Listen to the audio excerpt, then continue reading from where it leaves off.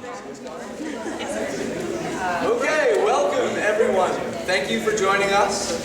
First, we would like to acknowledge where we stand on part of traditional Mi'kmaq and Beothuk ancestral lands. Today we'll share a story. And we say share because it is our collective story, one we all bear. It's also a numbered story, a journey marked with numerical signs, because somehow we must grasp the sheer size of what we have become, what we have done with the only home we know. It all starts here, with this blue-green sphere. Let us recognize with humility that we are one among many, one leaf from the broad tree of life.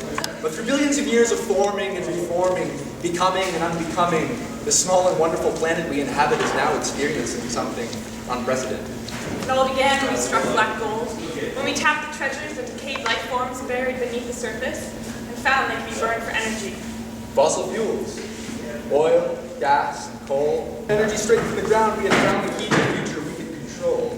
The sky's the limit, as they say, until the day we realized the sky was a thin film holding all life within. 2,795. That's gigatons of carbon we release into the sky. We burn until every well and mine has run dry. But with every increase in CO2, there's an irreparable cost to me, you, and every being on this home. Remember home? It's that finite sphere tucked away down here. It continues to heat. Scientists largely agree we've only got room to warm by 2 degrees. 2 degrees. It's the last allowance we've been afforded, and we're already about halfway. So what do the numbers say? Stop. At 565. That's the gigatons of carbon we can afford to burn. Which means, of course, we must leave 4/5 of our beloved fuel in the ground. In order to hold hope for the future, we must preserve 80% of our known reserves. But our heads are down, looking for more black gold to be found. As we mumble our story, I will grow, I will grow. And bury ourselves in more holes, digging through fractured rock and tainted sands. We convinced ourselves we're divorced from this land. But we are tied, totally connected to a planet infected with overconsumption. From the fury of production, we are starting to realize that we just might have been wrong. Though the first prospectors to strike oil did not know that they were pioneers in our destruction, the reduction of our global system is no longer stable or far off. The horizon is coming fast. As we lean and lurk from this precarious perch, it's no longer debatable. What we have built has no strength, no future.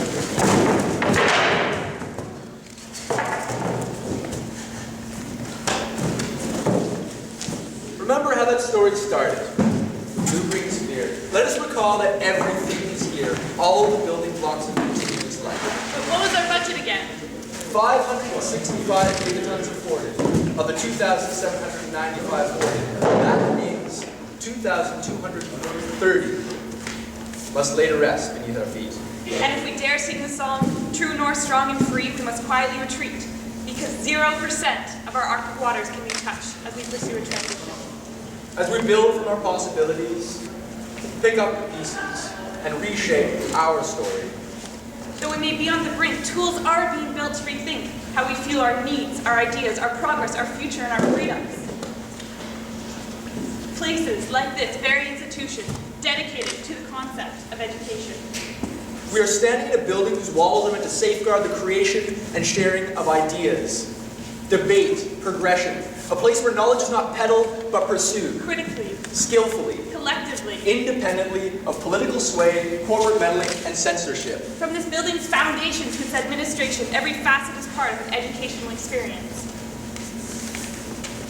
We are taught not just in the lecture halls, but through the actions of our peers, through the choices made in hallways and parking lots and boardrooms. For this reason, we come here. We pay our money, public money, in pursuit of something more, something different. We may joist our story with numbers, just one way to express relationships of time and size and matter, but today there is only one number you must remember, and that is 1.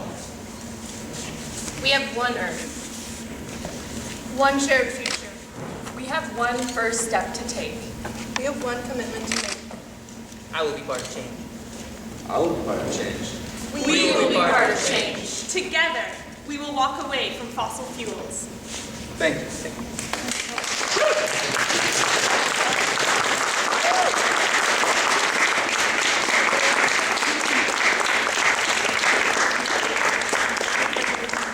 All right, so thank you everyone for coming out today.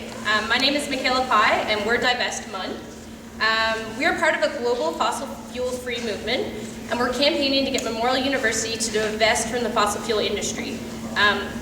Our performance today was in support of the Global Day of Action for Divestment, taking place tomorrow and Saturday across the world. Through this performance, we wanted to engage the community in discussions about the importance of divestment, the reality of climate change, and unburnable fossil fuel reserves.